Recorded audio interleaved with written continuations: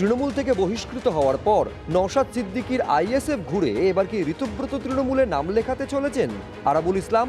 সোমবার বিধানসভায় ঋতব্রত বন্দ্যোপাধ্যায়ের সঙ্গে আরাবুল ইসলামের সাক্ষাৎ ঘিরে সেই জল্পনায় জোরালো হচ্ছে। দিন কয়েক আগেই আইএসএফ ছাড়েন আরাবুল ইসলাম। সোমবার সটান বিধানসভায় বিরোধী দলনেতা ঋতব্রত বন্দ্যোপাধ্যায়ের ঘরে হাজির হন তিনি।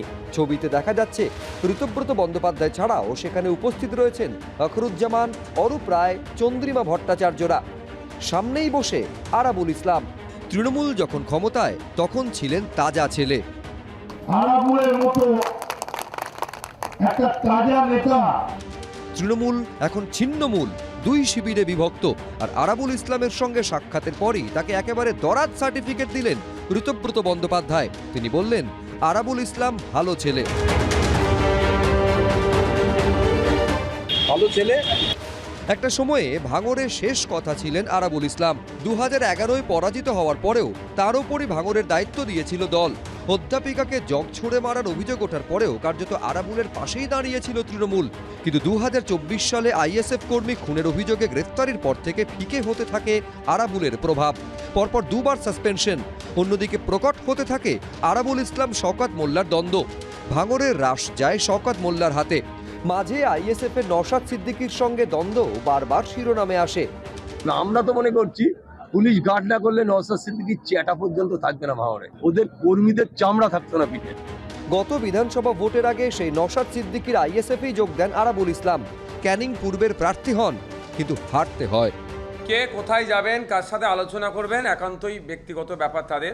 আরাবুল ইসলাম বকলমে যদি বিজেপিকে সহযোগিতা করে, ভাঙড়ের মানুষ কিন্তু জবাবটা দেবে।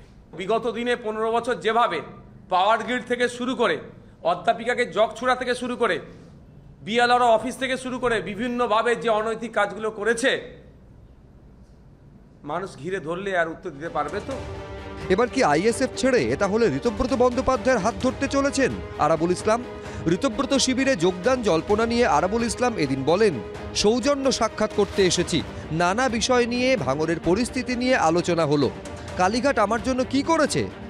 যোগদানের ব্যাপারে আমরা ও প্রাক্তন বিধায়ক আমাদের ঘরে এসেছিল, খৈরুল ভালো ছেলে, আলোচনা চলছে, দেখা যাক না। যোগদানটা ইম্পর্টেন্ট নয়। আরাবুল তো বলেছে সংবাদ মাধ্যমে, ডক্টর মমতা ব্যানার্জি তাকে 7 বার জেল খাটিয়েছে। যারা যারা যাচ্ছেন তারা তার আগে অন্য কোথাও যাওয়ার চেষ্টা করেছেন কিনা এবং সেখানে প্রত্যাখ্যাত হয়েছেন কিনা সেগুলো একটু জেনে নিলে ভালো হয়। আমার বক্তব্য, অনেকেই তৃণমূলে আসতে চেয়েছেন বা যোগাযোগ রাখতে চেয়েছেন, কিন্তু পরবর্তীকালে দল কোনো সিদ্ধান্ত তাদের সম্পর্কে নেয়নি, ফলে তারা অন্য কোথাও যাচ্ছেন।